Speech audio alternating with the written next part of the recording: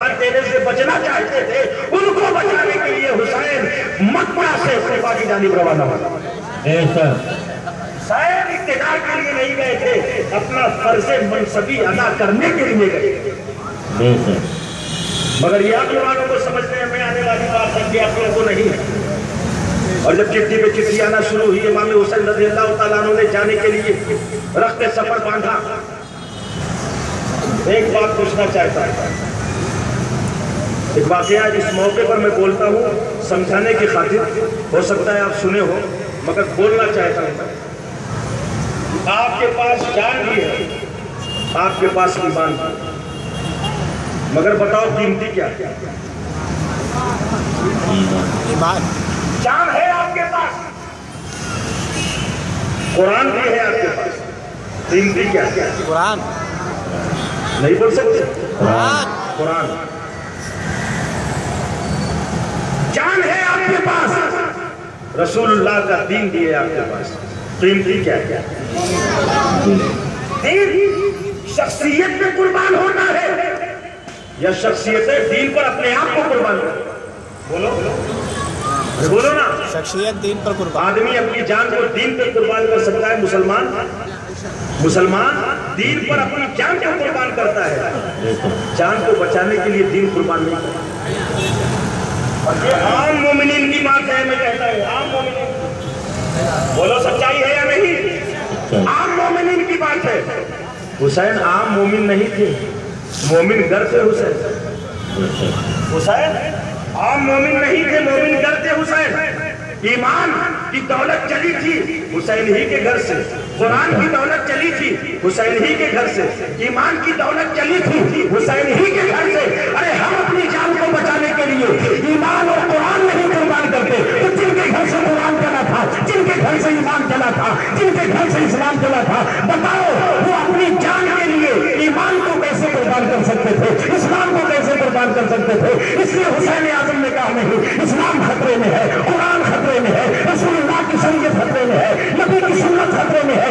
इसलिए नबी की सुन्नत की हिफाजत जरूरी है, नबी की शरीयत की हिफाजत जरूरी है, नबी के दीन की हिफाजत जरूरी है, नबी की आमोशान की हिफाजत जरूरी है। जान जाती है चली जाए, जान जाती है चली जाए, अली अकबर जाते हैं चले जाए, अली असगर कुर्बान होते कुर्बान हो जाए, मगर नबी के करने के वकार को रोकने नहीं दिया जाएगा।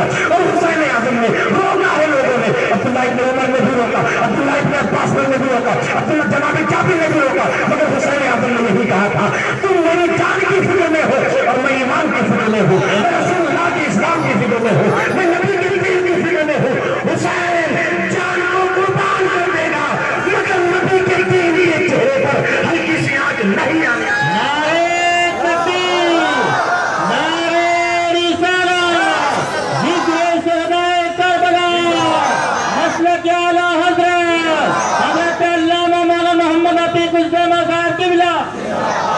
अब जब आपने वाकई के बगैर ही समझ लिया है इस नजाकत को, तब वाकई को यहाँ बयान कर देने की जरूरत नहीं है।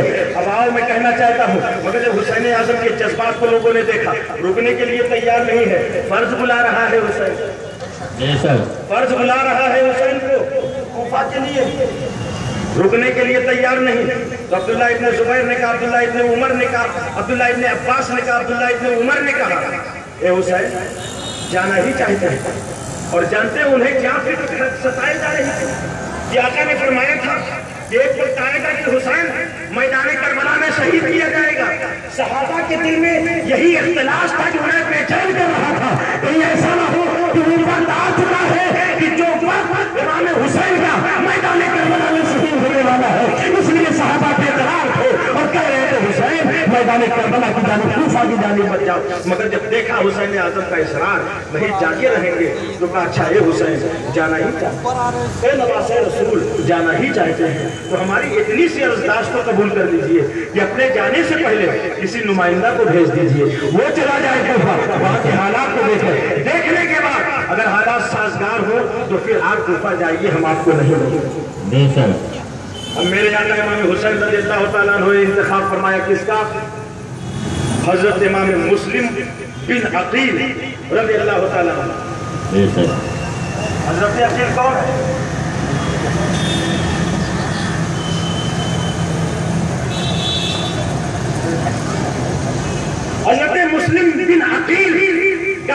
जवाब दिया, ए मुस्लिम कूफा चले जाओ, कूफा चले जाओ, वहां के हालात को देखो, कूफियों का क्या हाल है। इसलिए जो बड़े बेवफा हैं, सहाबा यही कह रहे थे, मौलाए कायनात के साथ उन्होंने वफा न किया। इसीलिए हजरत मौलाए कायनात ने एक मौके पर जब उनका पैर जख्मी हो गया था, बेलिहाजी की थी कूफा वालों ने, तो सरकार सैयदना मौलाए कायनात ने रसूल पाक को ख्वाब में देखा, कहा या रसूल अल्लाह, ये कौम मेरे साथ इस तरह का सलूक रवा रख रही है। तो मेरे आका ने फरमाया था, अली दुआ करो। जनाब मौलाए कायनात ने अपने हाथों को बुलंद करके दुआ किया था, ए परवरदिगार मुझे इनसे अच्छे लोगों में पहुंचा दे।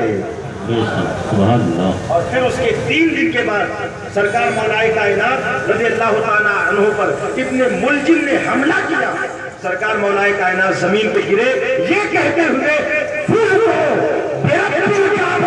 खुदा की कसम, रब्बे काबा की कसम, मैं कामयाब हूं।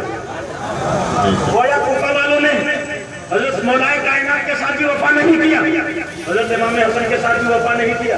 जब अमीर मौविया के साथ जंग हुई थी तो एक वक्त ऐसा भी था कि सरकार सैयदना इमाम हसन रज़ियल्लाहु ताला अन्हु के मुसल्ले को खींचा गया था, उन्हीं कूफियों ने ऐसा किया था। सहाबा उन सारी बातों को जानते थे, इसीलिए कह रहे थे कि ए नवासे रसूल, कूफा वालों ने आपके बाबा के साथ वफा नहीं किया, भाई के साथ वफा नहीं किया, आपके साथ क्या वफा करेंगे। और जब बात ये तय हुई, पहले किसी नुमाइंदे को भेजा जाए, तो हजरत इमाम मुस्लिम को तैयार किया गया। इमाम मुस्लिम चलने लगे तो 2 शहजादे मोहम्मद इब्राहिम वो भी आगे दामन से